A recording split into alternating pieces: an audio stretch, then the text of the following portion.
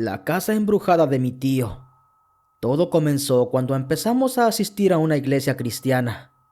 El enemigo se enfureció y comenzó a visitarnos en esa casa. Fueron los días más aterradores de mi vida. Hola comunidad, buenas noches. Encontré este podcast por mi madre y desde entonces lo escucho casi a diario. Hoy quisiera contar mi historia. Yo soy de una comunidad de Tula de Allende. Cuando era niña vivíamos en la casa de mi abuela materna. Con el tiempo mis padres decidieron mudarse a una nueva casa. Y resulta que un tío de mi papá le ofreció rentarle una casa que tenía disponible. Y así fue que toda la familia se trasladó a la comunidad donde él había crecido. Poco después de llegar a ese lugar, mi mamá comenzó a asistir a una iglesia cristiana. Y a partir de aquí íbamos todos los domingos a esa iglesia. Mi hermana y yo creemos que todo lo que comenzamos a vivir empezó a partir de ese momento. Ella y yo compartíamos la misma habitación. Cada noche, cuando ya era la hora de dormir, mis papás nos acostaban en la cama, nos daban las buenas noches y luego apagaban la luz. Y es aquí, comunidad, donde empezaba todo el terror. Una madrugada me desperté porque escuché claramente cómo alguien caminaba con tacones. Estaba caminando por todo el cuarto. No hice ningún ruido, solo me tapé con la cobija de pies a cabeza. Al día siguiente le contamos a mis padres, pero ellos no nos creían. Decidimos dejar de pensar en el tema, hasta que en otra madrugada me despertó un ruido extraño. Era algo así como que una pelota pequeña rodaba por el piso. Pasaba de un lugar a otro, y después se escuchaba cómo unas uñas detenían esa pelota para volver a aventarla y que rodara por el piso. Yo estaba aterrada. A mi lado estaba mi hermana, pero ella estaba dormida. En esta ocasión ella no se había despertado.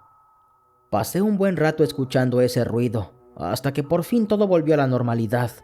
Ya no se escuchaba nada. Yo quise moverme, pero mi cuerpo no me respondía.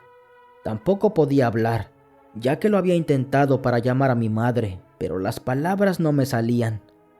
Me tuve que aguantar el miedo, hasta que minutos más tarde me quedé dormida. Al día siguiente que desperté, pensé que quizá lo había soñado y por eso no le comenté a nadie. Tiempo después mi hermana me comentó que había escuchado lo mismo que yo, y ahí confirmé que eso era real.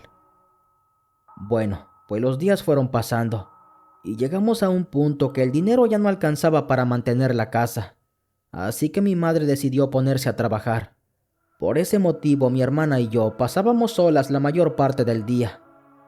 Y una tarde que mi hermana estaba viendo la tele, yo me encontraba jugando en el piso del cuarto de mis papás.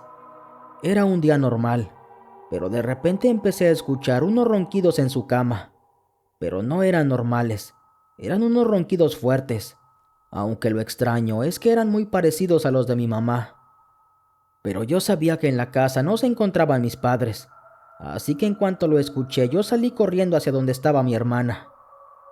Ella no había escuchado nada, entonces le conté lo que había escuchado en el cuarto. Ella muy tranquila se levantó y fue a revisar. Yo no quería que lo hiciera, pero caminé detrás de ella para asegurarme de que no le pasara nada. Y fue entonces que ambas alcanzamos a escuchar ese ronquido. Y casi al mismo tiempo la licuadora se encendió sola. Mi hermana me tomó de la mano y salimos corriendo al patio de la casa. Ya no quisimos entrar a la casa. Allá afuera nos quedamos a esperar a mi mamá. Cuando ella llegó le contamos todo. Pero por increíble que parezca, ella no nos creyó nada. Bueno, pues entramos a la casa con mi madre, pero ahí todo parecía normal.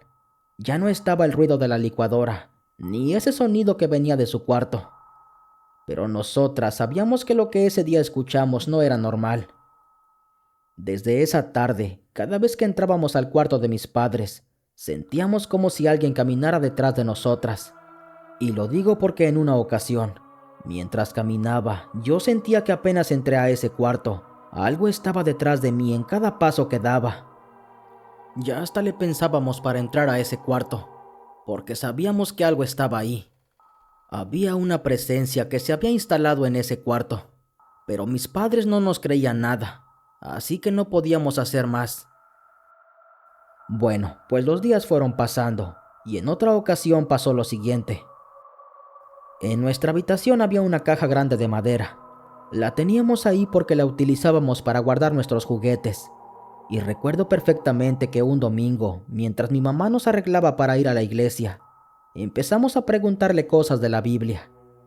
Ella, muy amable y alegre, nos iba explicando a cada pregunta que le hacíamos, y de pronto la tapa de la caja de juguetes comenzó a levantarse sola, como si algo estuviera adentro intentando abrirla. Mi hermana y yo no decíamos nada, simplemente estábamos observando con miedo. Y supongo que mi madre en el fondo también lo tenía, porque lentamente se acercó hasta esa caja, y cuando tuvo el valor suficiente la abrió. Pero adentro no había nada. Estaba completamente vacía. No entendíamos qué había pasado. Mi madre dijo que no le diéramos importancia, así que lo dejamos pasar y nos fuimos a la iglesia. Pero yo en el fondo sabía que eso no era normal. Total que regresamos a casa ya por la noche. Mi hermana y yo íbamos cruzando el patio y ya casi llegábamos a la puerta de la casa. En eso mi mamá, que estaba afuera, nos gritó que corriéramos. No sabíamos qué estaba pasando, pero le hicimos caso. Cuando nos acercamos a ella, enseguida nos metió al cuarto. Colocó rápidamente un sillón contra la puerta, que ni siquiera era de madera, solo era de una tela mosquitera.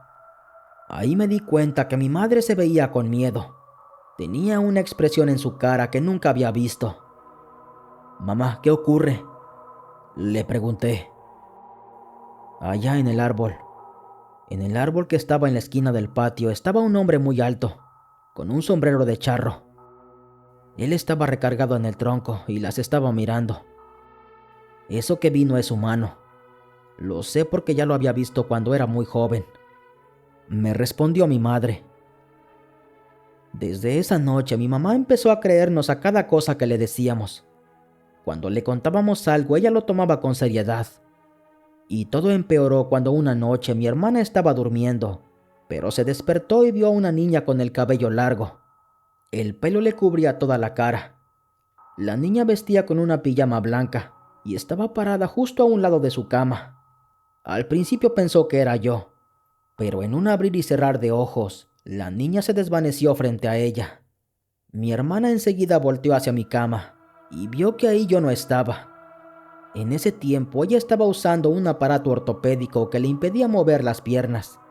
Así que entró en pánico y desesperación y solo alcanzó a gritarnos. Mis papás y yo corrimos a su cuarto y ahí nos contó lo que había visto.